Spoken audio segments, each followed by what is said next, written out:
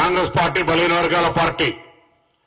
Congress party దేశవ్యాప్తంగా కూడా అధికారంలోకి రాగానే రాహుల్ గాంధీ గారు చెప్పినట్టుగా దేశవ్యాప్తంగా కూడా కుల జనగణన జరుగుతుంది. దానికి ఈరోజు నిదర్శనమే తెలంగాణ రాష్ట్ర ప్రభుత్వం ఈ నిర్ణయం తీసుకోవడం అనే మాట సందర్భంగా మనం చేస్తా ఉన్నాం. దీని లోపల కూడా పూర్తిగా ఎటువంటి ఇబ్బందులు లేకుండా ఉండడానికి కొరకు రిటైర్డ్ ఐఏఎస్ ఐపీఎస్ బలహీన వర్గాలకు సంబంధించిన వాళ్ళ సలహాలు కానీ న్యాయపరమైనటువంటి సలహా సూచనలు కావచ్చు, రిటైర్డ్ జడ్జిలకు సంబంధించి కావచ్చు, లేదా ప్రొఫెసర్స్ రిటైర్డ్ ప్రొఫెసర్స్ అందరినీ కూడా సలహాలు తీసుకునే కార్యక్రమం కొనసాగబోతా ఉంది 2-3 రోజులు అసెంబ్లీ కంటే ముందే. అదేవిధంగా బీసీ సంఘాలందరూ కూడా కోరుతా ఉన్నాం, దీని మీద మీ సూచనలు సలహాలు ఏమున్నా తెలంగాణ ప్రభుత్వం ఇన్ ప్రిన్సిపల్ డిసిషన్ తీసుకుంది. తెలంగాణ రాష్ట్రంలో బీసీ కుల జనగణన జరపడానికి నిర్ణయం తీసుకుంది. దానికి సంబంధించి భవిష్యత్తులో ఎటువంటి ఇబ్బంది న్యాయపరం లేకుండా ఉండడానికి కొరకు అవసరమైన సలహా సూచనలు ఇవ్వమని సందర్భంగా కోరుతా ఉన్నాం. గౌరవ ముఖ్యమంత్రి రేవంత్ రెడ్డి గారి నాయకత్వంలో మిగతా మంత్రివర్గ సభ్యులందరి సహకారంతో నిధుల కేటాయింపు, అవసరమైన నిధుల కేటాయింపు కూడా శాఖాపరమైన ఏర్పాట్లు చేస్తా ఉన్నామనే మాట కూడా ఈ సందర్భంగా మనం చేస్తున్నాం. క్షేత్రస్థాయిలో దీని నిర్వహణకు అయ్యేటువంటి నిధుల కేటాయింపు కూడా జరగబోతా ఉంది.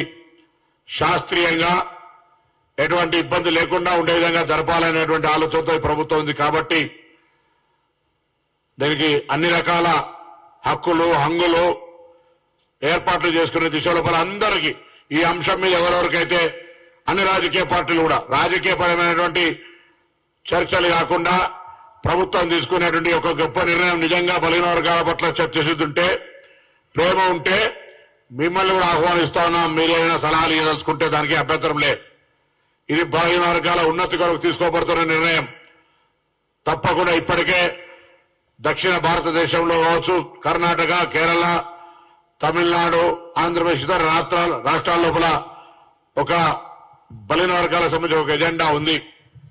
తెలంగాణ రాష్ట్రంలో కూడా కాంగ్రెస్ ప్రభుత్వం అటువంటి సానుకూలంగా నిర్ణయం తీసుకుపోయే ఆలోచనతో ఉంది అనేటువంటి వాటి సందర్భంగా మనం చేస్తూ ఇందుకు సంబంధించి మేనిఫెస్టో అమలుకు సంబంధించిన విషయాల లోపల ముందుకు పోతున్నామని చెప్పేటువంటి ఒక కార్యక్రమంలో భాగంగా మీ అందరినీ కూడా సహకరించమని, ఈ అంశం చేపట్టడం ద్వారా రాబోయే కాలంలో కూడా బలహీన వర్గాలకు న్యాయం జరుగుతుంది.